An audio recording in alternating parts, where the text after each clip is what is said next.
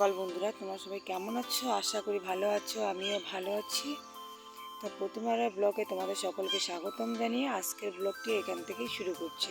তো দেখো, আমি সবার প্রথমে যে ফুল উঠানোর জন্য আসছি, দেখো ফুল উঠিয়ে নিলাম। এগুলো দেখো বন্ধু, ফুলের গাছ, আরও অনেক রকম ফুল আছে। তো এখন আমি সে ফুলগুলো উঠাচ্ছি। তো উঠিয়ে, যেহেতু আমাদের পুজো করতে হয়, প্রতিনিত্য পুজো একটু ফুলটা বেশি লাগে, আর ঠাকুরও বেশি আছে, এই জন্য আমার ফুলটা বেশি লাগে। তাড়াতাড়ি উঠে আগে ফুলটা উঠিয়ে নিলাম, আরও ফুল আছে নিব। এখন দেখো তোমরা কন্টিনিউ আমার ভিডিওটি, ভালো লাগলে অবশ্যই লাইক কমেন্ট করবে, আর যারা নতুন আছো সাবস্ক্রাইব করে দিবে। তোমাদের কন্টিনিউ আমার ভিডিওটি দেখতেই থাকো। দেখো আমি কী ফুল উঠাচ্ছি। এটা হলো সাদা কড়ি ফুল, আর এটি হলো ধুতরা ফুল। এটা হলো সাদা ধুতরা ফুল, এটা কড়ি ফুলের ছোটো সাইজ যেটা হয় ওটাই। আর এটা হলো দেখো জবা ফুল, গোলাপি কালারের। তো অনেক রকম জবা ফুলের গাছ আমাদের আছে, কিন্তু অনেকগুলো এখনও ছোটো ছোটো আছে, হয়নি। আর এদিকে দেখো এতটাই বৃষ্টি ছিল, যার কারণে চারিদিকটা দেখো জলে ভরে গেছে, পুকুরটা যেন একদম ভর্তি হয়ে গেছে। এদিকে আমার ফুল তোলা শেষ, দেখো কত রকমের ফুল তুলেছি, তোমাদের ফুলটাও আমি দেখিয়ে দিলাম। আর এদিকে দেখো ফুল তোলা শেষ করে যেই পিছন দিকে তাকিয়ে দেখলাম ষাঁড় গরুটা দাঁড়িয়ে আছে। হঠাৎ করে দেখে দুধ দিয়ে ঘরে ছুটে আসলাম। দেখো এদিকে যে জবা ফুলগুলো তুলেছি আমি করি সেগুলো ফুটে গেছে। তা সকাল সকাল উঠে অনেকগুলো কাজ থাকে আমাদের, যেগুলোকে সারতেই হয়। তো দেখো প্রতিদিনের মতো আজকেও সেই কাজগুলো করছি, কিন্তু তার আগে দেখো তোমাদের দাদাভাই ঘুম থেকে উঠেই চলে গেছে। তো আমার মনটাও আজকে অতটা ভালো নেই, ছেলেও কান্নাকাটি করতেছিল, ওর পাপা যাবে। এই তো সকালবেলা উঠেই যেহেতু চলে গেল, ও ঘুম থেকে উঠেই দেখলো ওর বাবা চলে গেল, এই জন্য বারবার বায়না করতেছিল। আজকে আমার কাজকর্ম সবে একটু দেরি হয়ে গেল। তার মধ্যে কতগুলো আজকে কাপড়ও কাচতে হবে, নোংরা হয়ে গেছে। দুই একদিন ঘোরাঘুরি করলাম, যেহেতু এখানে সেখানে যাওয়া হলো, ঘরের যা কাজ আছে সমস্ত কাজ করতে হবে। এর মাঝখানে বাড়িতে অসুস্থ রুগী থাকলে যা হয়, আমাদের বাড়িতে মানে ফ্যামিলিতে বলতে গেলে বাবা মা দুজনেই অসুস্থ, এতটাই অসুস্থ যে ওরা প্রতিদিন ওদের কিছু ওষুধ আছে যা না খেলে ওদের হয় না। যে ওষুধগুলো এমনই 365 দিনের মধ্যে 365 দিনে খেতে হয়, যদি মিস যায় তাহলে ওদের যে কী অবস্থা হবে সেটা একমাত্র ভগবানই জানে। দুজনেই হলো হার্টের পেশেন্ট, দুজনেই প্রেশারের পেশেন্ট, এতটাই প্রেশার, হাই প্রেশার, এতটাই তো ওদেরকে হাই প্রেশারের ওষুধ খেতে হয়, হার্টের ওষুধ খেতে হয়, সুগারের ওষুধ খেতে হয়, গ্যাসের ওষুধ খেতে হয়। তো এগুলো ওদের হচ্ছে প্রতিদিনের রেগুলার সাথী, মানুষের যেরকম থাকে সেরকম হচ্ছে এগুলোর সাথে।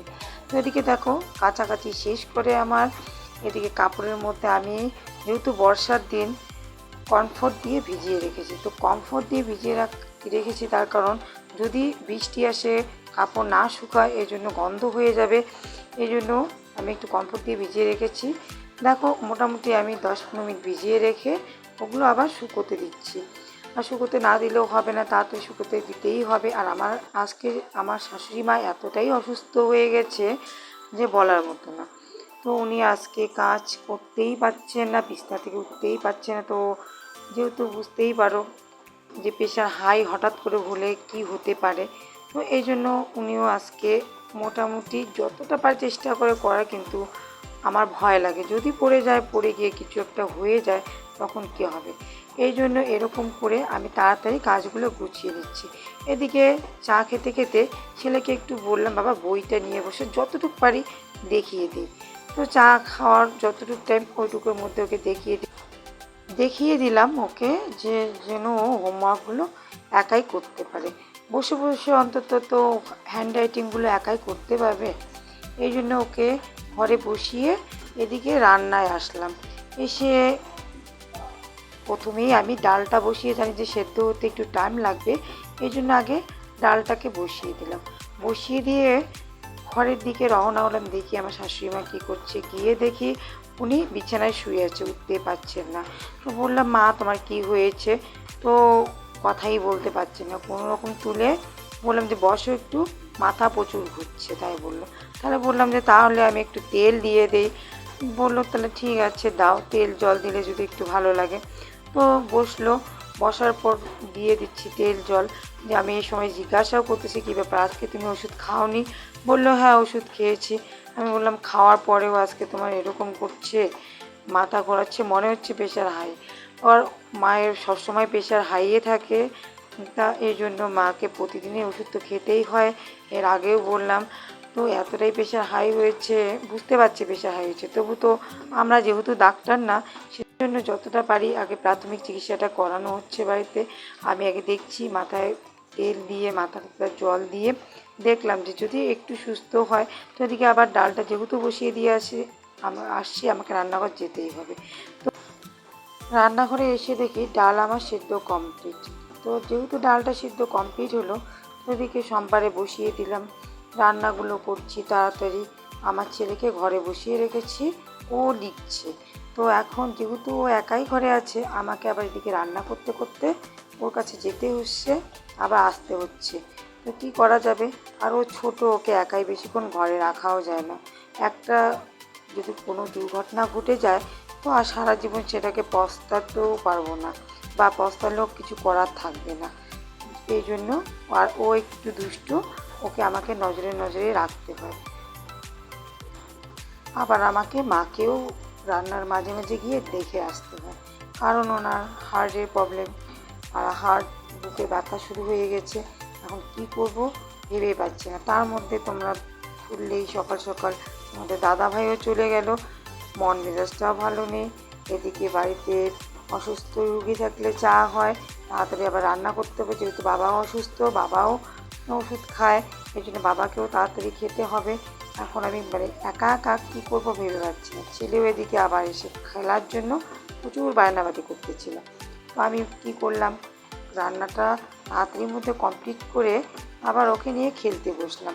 কী করা যাবে, ওর খেলার কোনো সাথী নেই, তো ওকে একটু খেলা তো দিতেই হবে, নাহলে ওই বান কোথায় যাবে, তার মধ্যে বৃষ্টির দিনে একা একা কোথায় বান ছাড়বো, মেঝেতেও নামতে পারছে না, বাইরেও যেতে পারছে না, কী আর করা যাবে। তো ওকে নিয়েই আমি একটু খেলা দিচ্ছি, দুজনেই খেলতে আছি। এটা মা ছেলের একটু আনন্দও হয়, একটু অভিমানও হয় ছেলের সাথে। আমি যেটাই বানাচ্ছি ও সাথ ভেঙে দিচ্ছে। তো এরকম করতে করতে ও বললো মা একটা বিল্ডিং বাড়ি আমাকে বানিয়ে দাও, তা বানাচ্ছি ও ভেঙে দিচ্ছে। এরকম করতে করতে একটা ওকে বানিয়েই দিলাম। তো এইভাবে করতে করতে অনেকক্ষণ খেলার পর ওকে তো খিদা পেয়েছে, টাইমও হয়ে গেছে এদিকে। তো এদিকে আমি খেতে নিয়ে বসলাম, যে না বাবা স্নান টান করে খেয়ে নাও। তো দেখো ওকে খেতে দিয়েছি, যেহেতু আমার কাছে সময় নেই, ও বললো যে মা একটু খাইয়ে দাও। বললাম যে বাবা আজকে খাও, দেখতেই পাচ্ছ মামার শরীরটা ভালো নেই, তো তুমি আজকে একাই খাও। তো ওকে বুঝিয়ে ওকে খেতে দিলাম, যে বাবা তুমি খেতে পারো, খাও, অনেক কিছু বুঝিয়ে ওকে খেতে দিলাম। তো ও একাই খাচ্ছে। এদিকে আবার খাওয়া দাওয়া শেষ করে ওকে ঘুমাতে হবে। ওকে যখন আমি ঘরে নিয়ে আসলাম, নিয়ে এসে ও জানলা দিয়ে একটা আশ্চর্যজনক জিনিস দেখলো। গুইসাপ আমরা গ্রামে বলি, তা শহরে বা অন্য জায়গায় কী বলে জানি না, তো আমাদের গ্রামে আমরা এটাকে গুইসাপ বলি। দেখো আমাদের ওই জায়গাটুকুর মধ্যে আমরা শাক করি, অনেক কিছু করি, তো ওই জায়গাটার মধ্যে আমাদের নেট দিয়ে ঘেরানো আছে। তো ওখানে এসে একটা গুইসাপ পড়ে গেছে জালের মধ্যে, তো মাথাটা ঢুকিয়ে দিয়েছে। তো ওটাকে মাথাটা বের করানোর জন্য অনেক চেষ্টা করা হলো, তো করতে পারলো না। তো এরকম করতে করতে ও নিজেই ঘুরতে ঘুরতে একটা সময় ওখান থেকে বের হয়ে চলে গেল। তো আমার ছেলে দেখে প্রথম একটু ভয়ই পেলো, কিন্তু প্রথম দেখলো। তো ওকে আমি এইভাবে করে ঘুমিয়ে দিলাম, বলে বাবা ঘুমাও তাড়াতাড়ি বলে ঘুমিয়ে দিলাম। ঘুমিয়ে দিয়ে তো আমাকে কাজ সারতেই হবে, যেহেতু আমার শাশুড়ি মা এতটাই অসুস্থ হয়ে পড়েছে। এদিকে ডাক্তারকে ফোন করা হলো, যে ডাক্তার যেন তাড়াতাড়ি আমাদের বাড়িতে আসে। মার শরীরটা এতটাই খারাপ হয়ে গেছিলো, বাড়িতে রাখার মতো না। প্রচুর টেনশন হচ্ছিলো, প্রচুর চিন্তা ভাবনার মাঝখান দিয়েও কী করব না করব ভেবে পাচ্ছিলাম না। এদিকে কাজ সারতে হবে, তাড়াহুড়োর মধ্য দিয়ে কাজটাও সেরে নিচ্ছি, কিছু করার নেই। এদিকে আবার দেখো আমাদের বাড়িতে কাঁঠালের গাছ আছে, তো কাঁঠালের গাছ থেকে আবার কাঁঠাল পেড়ে এনে রেখেছে। তো কে আর খাবে, সবাই অসুস্থ লোক, বীজটার জন্য আনা হয়। ওই দেখো বীজটা আমরা সবাই ভালোবাসি, আমার ছেলেও ভালোবাসে, এটার জন্য কাঁঠাল পেড়ে আনি। তো এদিকে আমাকে জল তো নিতেই হবে, জল নেই ঘরে, জল নিতে গেলাম। দূরে কোথাও না, আমারই মানে আমাদেরই জল আছে মেশিন জলের, তো ওখানেই আমরা জল নিয়ে আসি ওখান থেকে। আমাদের জলের ঘর আলাদাভাবে লাগানো আছে, ওখান থেকে জল নিয়ে ঘরে আসলাম। আসতে না আসতে দেখি ডক্টর চলে আসছে। ডক্টর চলে এসে দাঁড়িয়ে আমি দেখতেছিলাম, আর পিছনে আর ওদিকে তাকাইনি। আমার ছেলে দেখি ঘর থেকে মোবাইলটা এনে একটু ভিডিও করলো, আর ভিডিও করার আমার কোনো মানসিকতাও ছিল না। মায়ের শরীরটা ততটা ভালোও ছিল না, দেখে মনটা তো ভালো নেই, তো এই জন্য আর আমি ভিডিও করিনি। বন্ধুরা, তোমরা সবাই দেখতেই পারলে আজকে সারাদিন কী কী করলাম না করলাম তোমাদের সাথে যতটা পারলাম আমি শেয়ার করলাম। একেতে তোমাদের দাদা ভাই সকাল সকাল চলে গেল, তো ভিডিও তখন করতে পারিনি, মনের অবস্থা ততটা ভালো ছিল না। আর সারাদিনের মধ্যে দেখো আরও কত কী ঘটনা হয়ে গেল, তো দেখতেই পারলে মা অসুস্থ, তো এর মাঝখানে আর আমার ভিডিও করা হয়নি।